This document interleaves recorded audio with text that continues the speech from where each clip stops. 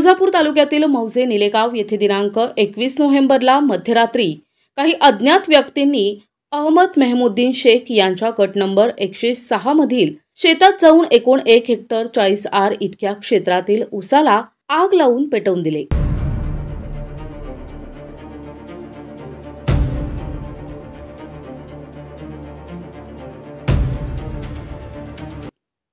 या आगीमुळे सदर शेतकऱ्याचं लाखो रुपयांचं आर्थिक नुकसान झालंय।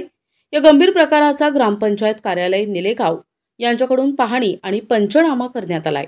यावेळी सरपंच शंकर जमादार, उपसरपंच मोशीन इनामदार आणि इतर शेतकरी बांधव उपस्थित होते। या नुकसानग्रस्त शेतकऱ्याला सरकार आता काय मदत देणार याची वाट शेतकरी पाहत आहे। सोलापूर जिल्हा धाराशिव येथील शेतकरी अहमद शेख यांचा कमीत कमी 3 ते 3.5 एकर ऊस अज्ञात व्यक्तींनी जाळून व इतर स्प्रिंकलर पाईप, बैलगाडी अशा सर्व वस्तू यांचं नुकसान झालेलं आहे।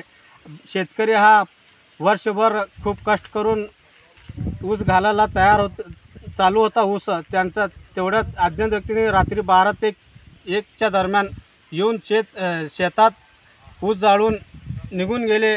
अशा शेतकरीचा खूप नुकसान झालेलं आहे।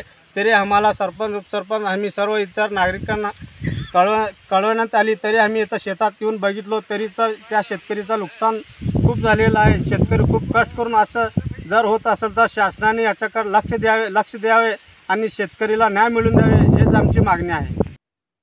प्रतिनिधी इरफान शेखदार, NTV न्यूज मराठी, तुळजापूर, धाराशिव।